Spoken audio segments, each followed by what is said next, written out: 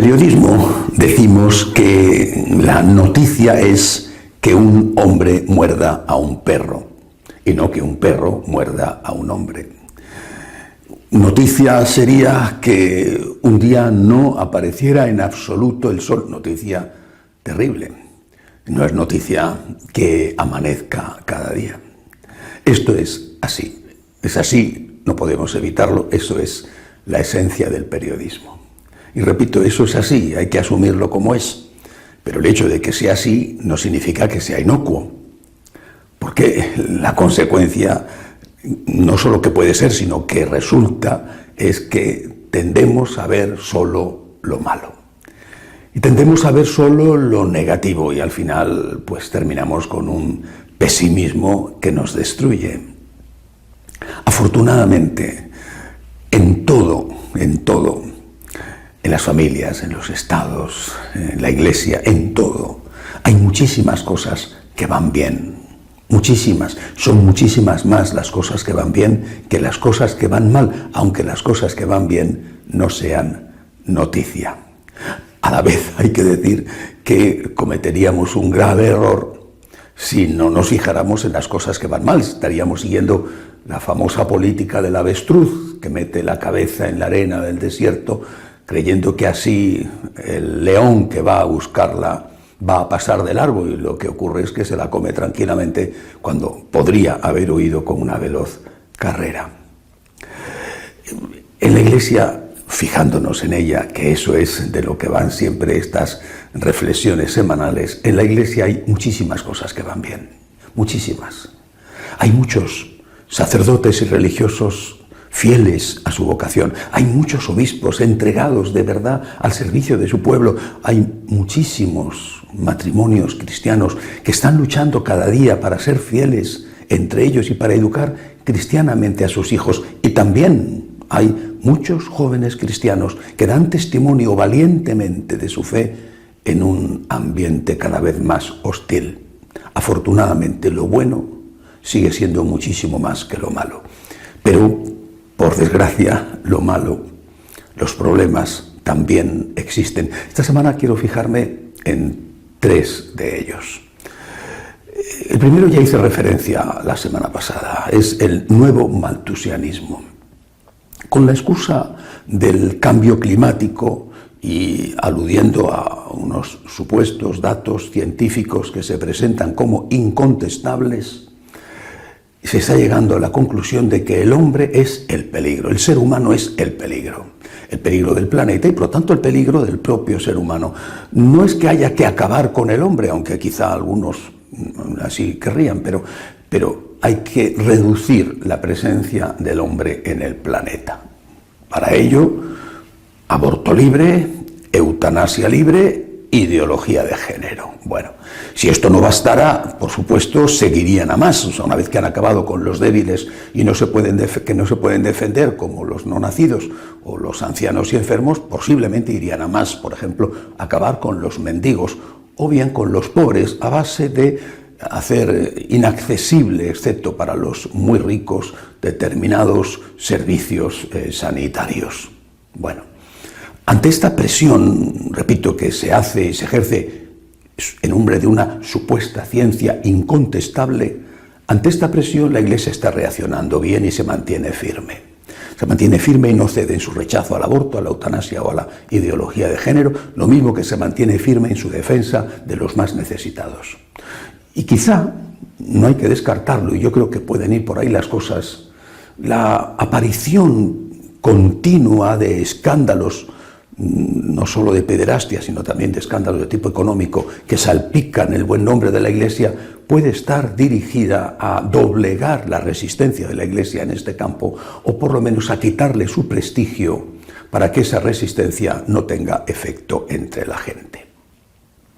Segundo motivo de preocupación para mí, al menos para mí. Esta semana la Comisión de Familia de la Conferencia Episcopal Alemana ha publicado un documento, una nota, también avalada por supuestos datos científicos, siempre la ciencia como argumento incontestable, donde en ese documento afirman que la homosexualidad es completamente normal y que por lo tanto no se debe ni siquiera intentar que no se ejerza. Y por supuesto no se debe intentar que se cambie la orientación homosexual. Eso lleva, según este documento, a la conclusión de que la Iglesia tiene que modificar sus planteamientos morales en este punto y tiene que dejar de considerar pecado el ejercicio de la homosexualidad. Además, también dicen que tiene que dejar la Iglesia de considerar al menos pecado grave, quizá habría que bajarlo a pecado venial, las relaciones sexuales fuera del matrimonio, por ejemplo, en convivencias que pudieran tener algún signo de estabilidad cuando una pareja homosexual o heterosexual se van a vivir juntos. Esto lo piden en el marco del sínodo de la Iglesia Católica en Alemania y esto es solo para empezar, porque después van a pedir más. Y no solo eso, sino que ya han dicho que si no les dan lo que piden, ellos se van. Lo ejecutarán o no, pero lo han dicho. A mí esto me preocupa muchísimo. Y me preocupa también ver que toda acción genera una reacción, pues ante esta acción se genera una reacción en el sentido contrario. No es que los que defienden la Iglesia tradicional, la Iglesia de siempre, la Iglesia basada en las Escrituras y en el mensaje continuo, invariable de 2000 años, se hayan movido de su posición, están donde estaban, de verdad. Lo que pasa es que los otros se han alejado, se alejan cada vez más y se alejan corriendo. Y por eso la distancia entre ambos extremos es cada vez mayor. Aunque yo no me mueva echándome para atrás, si el que tengo enfrente echa a correr, la distancia que nos separa es cada vez más grande. Y como consecuencia, por desgracia, mi tercer motivo de preocupación, surge y aumenta la violencia. Hasta ahora solo verbal, bueno, en algunos aspectos, en otros hay coacciones y persecuciones. Pero de momento me quiero fijar en la violencia verbal. Y esa violencia verbal está en los dos polos, en los dos extremos. En unos, unido a la persecución, a la coacción, a la amenaza.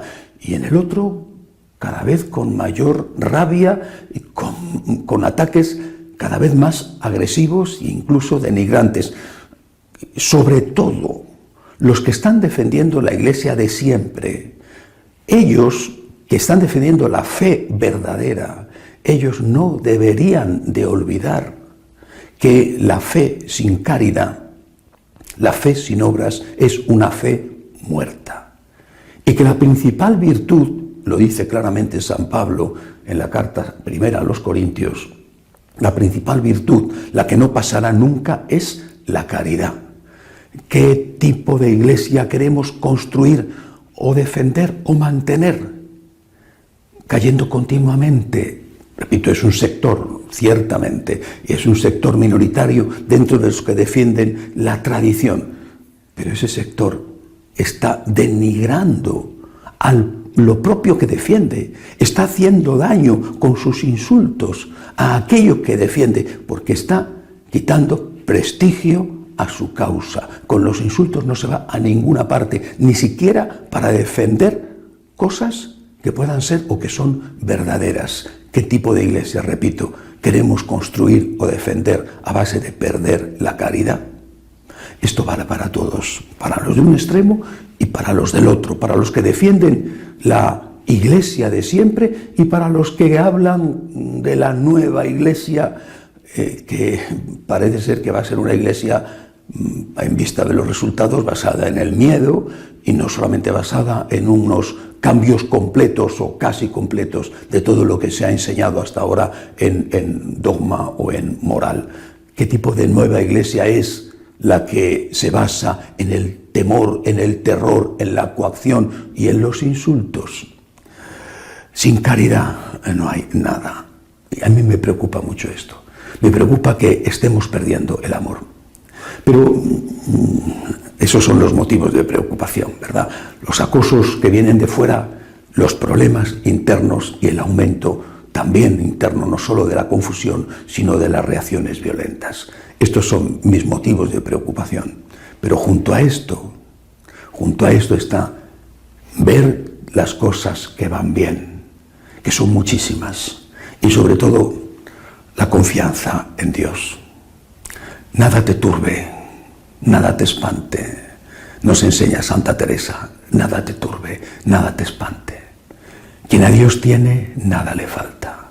Esta semana además hemos podido meditar sobre las enseñanzas de la Virgen de Guadalupe en México. Cuando ella le dice a San Juan Diego: aquí estoy yo, que soy tu madre. Aquí estoy yo, que soy tu madre. Estás en mi regazo. Aquí estoy yo, que soy tu madre. Omnia vincit amor. No debemos olvidarlo. Todo lo vence el amor. Y sin amor, ni siquiera defendiendo la verdad, tendríamos razón. Porque la primera verdad es que Dios existe y que Dios es amor. Nada te turbe. Hasta la semana que viene, si Dios quiere.